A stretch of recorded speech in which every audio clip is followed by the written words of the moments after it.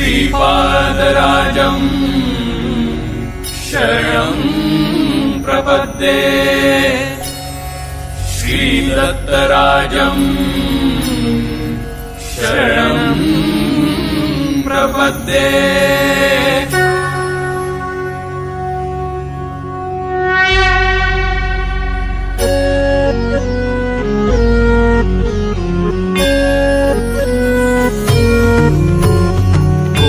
तट पवित्र पीठिका पूरस्थान